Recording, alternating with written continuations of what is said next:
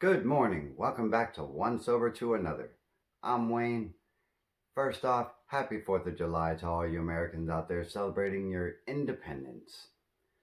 Do it safely, do it responsibly. If you're not American, happy Sober Saturday to you. For all of us, it's something to be proud of. I'm proud of you. In this video today, we're talking about all the things I did in order to get drunk and the extraordinary things I did in order to get sober. I'm not a doctor, I'm not a psychologist, I'm not a counselor, I'm not a social worker, but I am here for you. If you haven't hit that subscribe button to stay up to date on the channel, go ahead and do that now and hit that notification bell so you don't miss a thing. When I was drinking, I did so much in order to get drunk. I hid it, I stole, I borrowed, I begged. I did all the typical things that you would consider a drunk to have done in order to get drunk.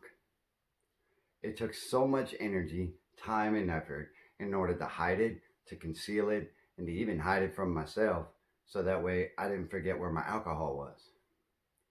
There are so many examples that many of us go through in order to get drunk, find our next drink, and we put so much space and time into it that it consumes us.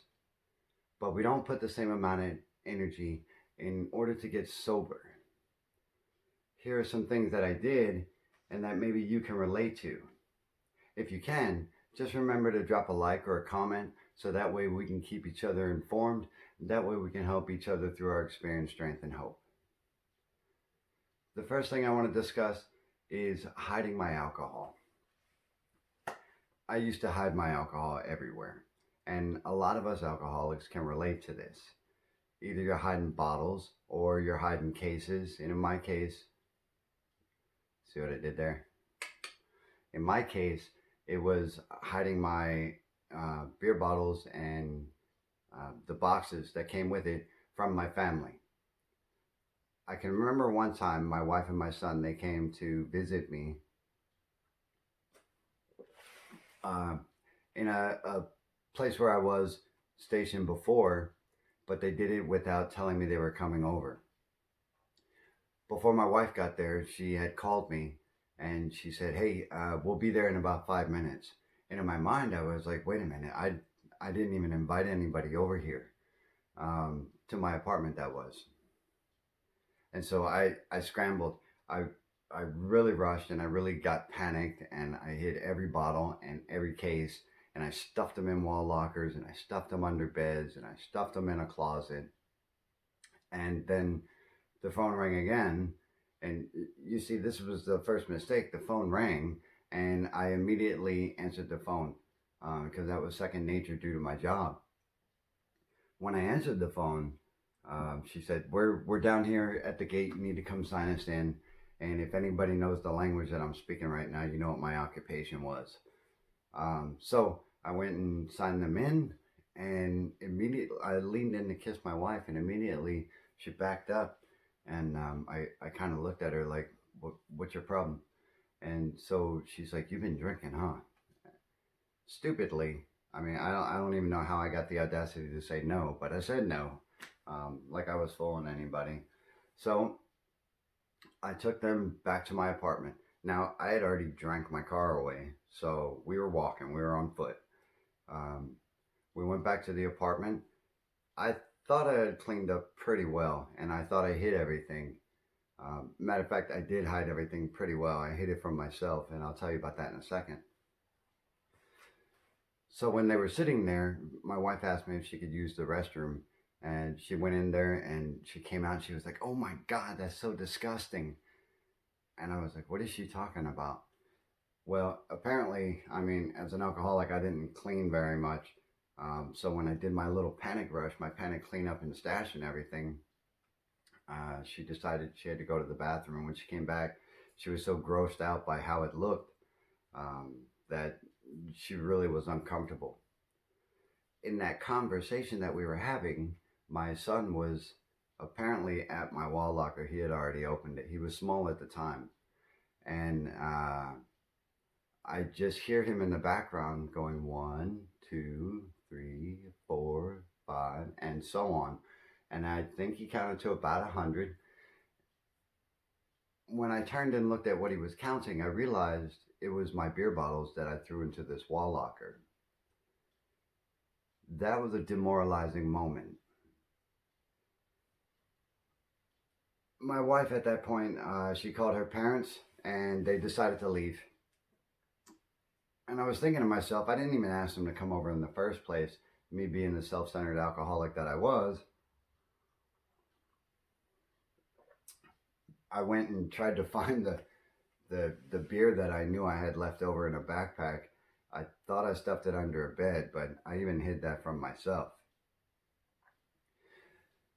So transitioning on, using that backpack was my lifeline. Because I had no car anymore, I used to walk everywhere in order to get my beer. Beer was my alcohol of choice. I really didn't enjoy liquor too much, and I didn't enjoy the burn and stuff like that. Some people, get consumed with. So beer was my choice, and I figured out that I could fit two 12 packs into this backpack. So everywhere I went, I always had at least a 6-pack inside of the backpack already, and I was trudging to get my next. Either I was trudging to the liquor store, which was about 2 miles on foot, or I was trudging to the nearest installation,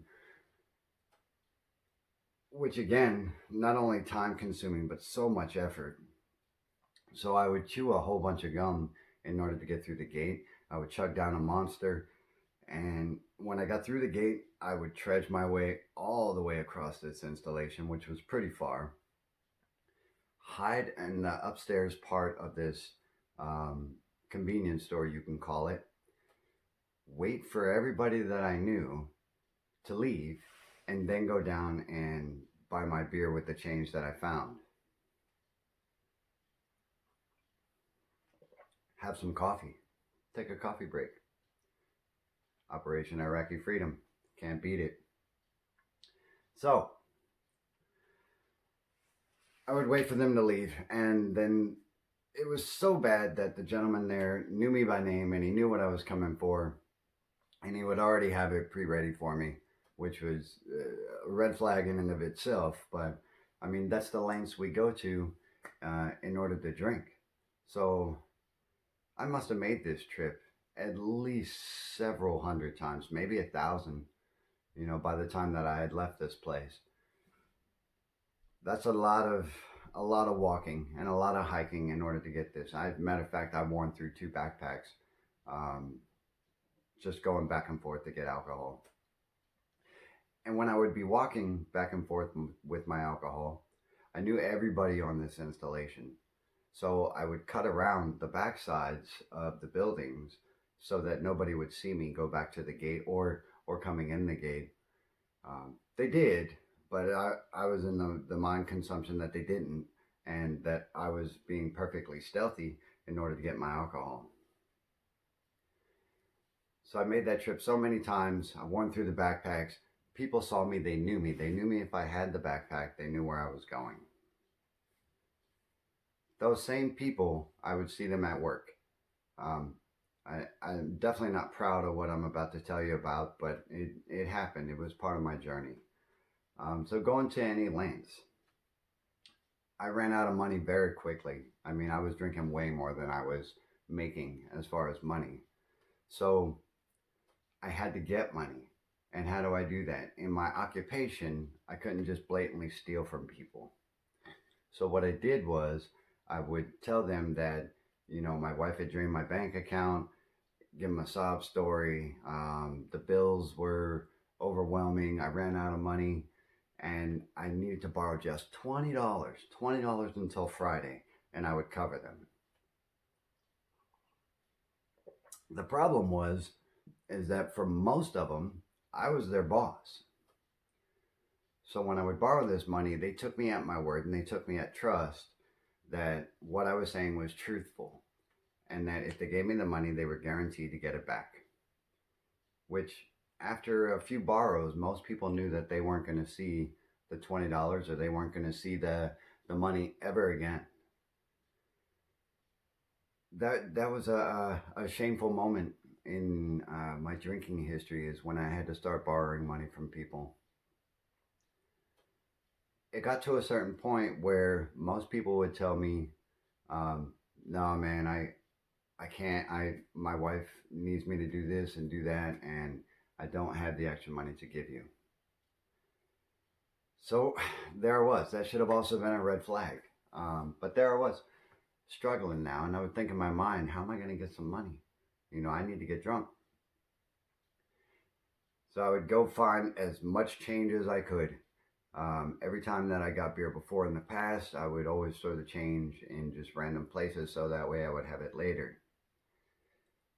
I went and counted change almost every night, and I would add up just enough to get just the fix I needed and struggle it through until the very next payday. Now, I was a functioning alcoholic walking around borrowing money, trudging through installations in order to get my next drunk. There were a lot of times in my drinking history when I should have been either stopped, apprehended, arrested, or whatever the situation might have predicted at the time, but I didn't. I didn't get stopped, and so I just kept going.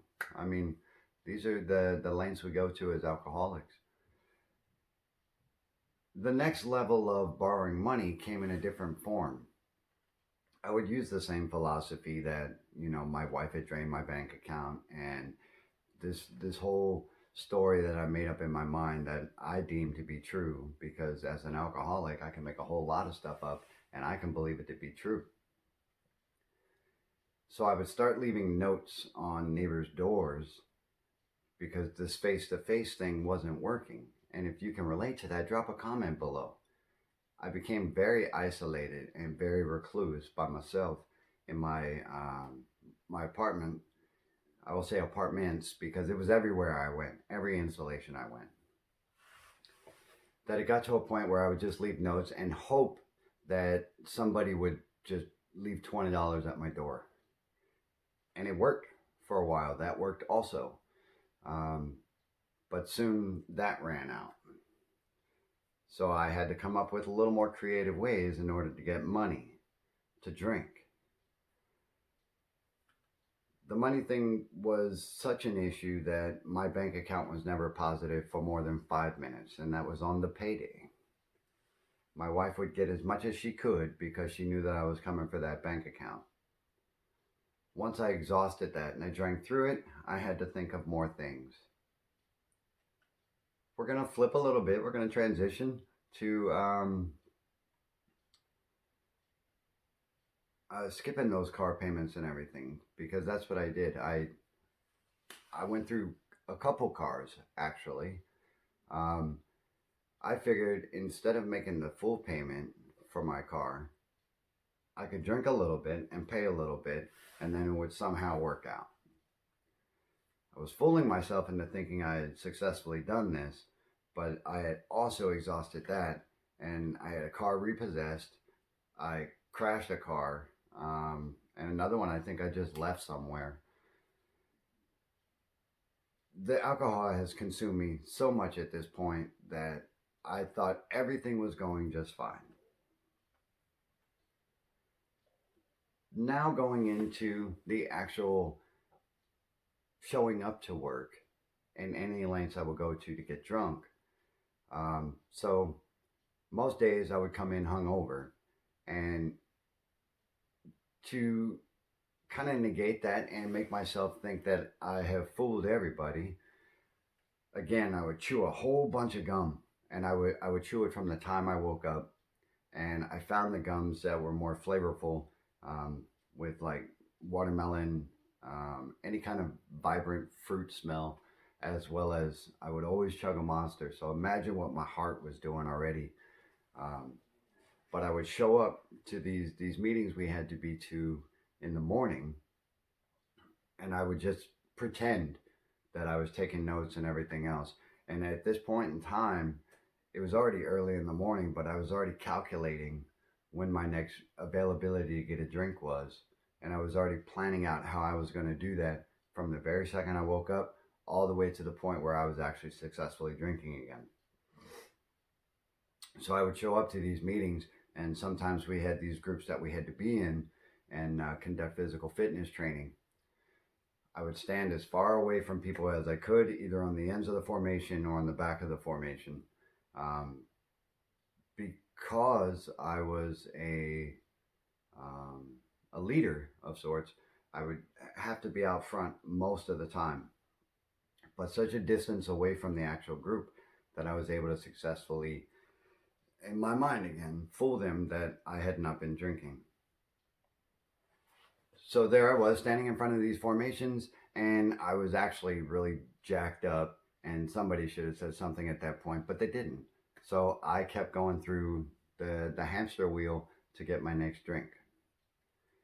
That was a lot of work in order to negotiate those meetings and everything else. But as an alcoholic, that's what I do. I mean, I will get what I need to get, and I will make happen what I have to happen, and I will believe what I have to believe in order to think that I'm okay.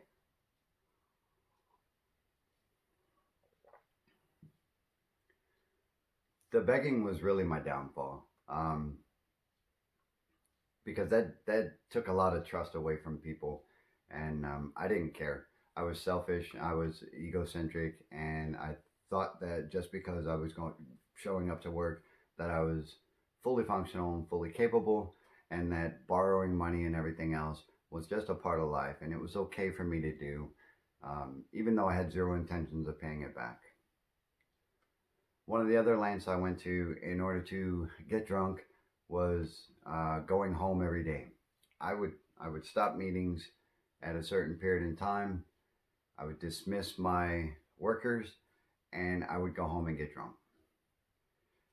I did this for a long time, many, many, many, many years. But in one place that had affected me the most was um, is when I was doing a certain job that had a lot of independence, and I also had a house at the time and a garage. The garage became my dumping post for all of my beer cases and beer bottles and everything else, much like the wall locker back in my other place that my son had been counting. I had literally filled up this entire garage from top to bottom with beer cases and beer bottles. The day that I was supposed to leave this installation, I had already been drinking probably 2, 3 days at this point, because I had some vacation time that I had to use in order before I left.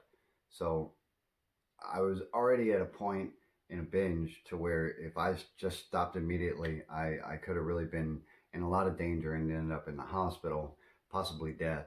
Um, so I hit it all. And when the person came to inspect the place to tell me if it was good or not for me to leave, they had one place to look. I had cleaned everything else up except for the garage. I figured I could clear the garage that night and just go about my business. The person said they had to look in there, the inspector, and I was like, don't worry about it. I got it. It's all cleaned out and everything else. You don't have to worry about it. And so they said they had to look. I just stood at the side. I put my head down. I pulled the door open, and I let them look inside. The person nearly dropped to their knees and just looked at me in awe and in wonder of how I'm still standing here. This is not to gloat about the amount of alcohol that I had consumed or anything else. Matter of fact, it's quite the opposite. What I did was endangering. Not only did I take care of my responsibilities, but I put myself in a position to where I could end up in the hospital. The person looked at me and told me they used to be a paramedic, and that I should probably go to the hospital now, so that way I don't end up in cardiac arrest or just possibly die. They should have turned me in at that point, and these are the lengths I go to get drunk, is that I didn't care about my health, and I didn't care about the money, and I didn't care about um, what people were thinking at that point. And so instead of just calling somebody and saying, hey, this man needs help, he gave me 2 more hours to clear out everything. I went to my neighbors who I'd borrowed money from many, many times, and they knew what was going on. They loaned me their van reluctantly, and I was able to get everything out of there and just leave like nothing ever happened. It happened again at the next installation, almost all in the same cycle, almost all in the same pattern. And I say that to say this. We as an alcoholic will go to any lengths in order to get drunk. Any. But what do you do to get sober? When I got sober, I started out haphazardly. Haphazardly, I mean, I didn't go to meetings. I didn't take any coping skills or anything else like that. I just went to rehab. I thought I was good. And I had a couple relapses, which I told you about in a previous video. If you haven't seen it, go ahead and check it out above. Hit that card and you'll be able to look at the video about 2 of my relapses. So I relapsed a few times, and it started getting to the point where I couldn't really take it anymore, consuming myself with this alcohol and this disease that was killing me softly but slowly. Assuredly, I told myself that I was okay and that I had no issues. I ended up on naltrexone and Antabuse, and I drank over those, and I pretty much almost killed myself. Again, any lengths, you know. So for those who aren't AAers, I went to AA. I went to the rooms and I sat down and I listened, and I saw that they were happy and I saw that they were experiencing joy, and I said, I want what these people have. How do I get it? And so for me, I started practicing certain things, certain principles, and I took certain steps. I got a friend who became my sponsor, and I did what they did, you know, in order to stay sober. It took a lot of work. It took a lot of discipline. It takes daily discipline for me to stay sober. I have to always be vigilant of what's around the next corner. Now, my wife drinks, which is okay. I mean, she's not me. She's able to drink like a normal person. Sometimes it bothers me, yeah. But most days, well, let me rephrase that, because that's most weekends when she gets drunk, I'm okay with it, because that's for her to decide if she's an alcoholic or not for me. Well, what I do now daily in order to stay sober is I read my daily reflections, which you don't have to if that's not your thing. I exercise every single day almost. I take 1 day off to recover. I read my big book, which is behind me. You don't have to read a big book. You may have your own methods and strategies in order to stay sober, but you have to put just as much effort into staying sober as you did during your drinking history. Because I drank for 23 years. It's going to take me a long time in order to fully recover. I have been sober for 4.5 years-ish, and everything is kind of an infancy syndrome where I have to relearn all the things that I learned while I was drinking in order to maintain my sobriety and to grow as an adult. I call fun things I do, I call them adulting, because like paying bills, paying taxes, going to the grocery store, taking care of my son, doing things for my wife, doing things around the house, things that aren't for me, doing things for other people. I call it adulting. And that I had to learn after I got sober.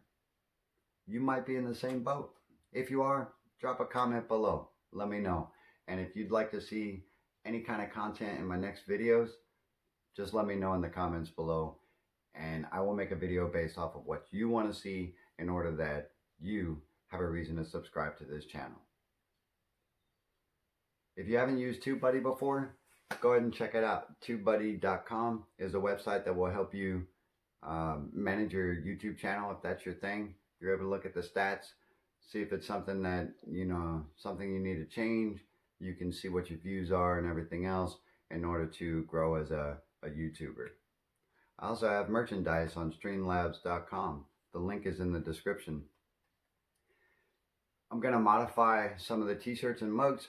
That way they look a little more attractive, and you'll be proud to sport the once over to another t-shirt, hoodie, or coffee mug in your next video. I'm going to be using it, so yeah. If you've enjoyed this video, again, hit the like button. It's been awesome seeing you guys this morning, and I hope to catch you in the next video. I'm one sober to another, and that's going to end it for here. Take care and sober on.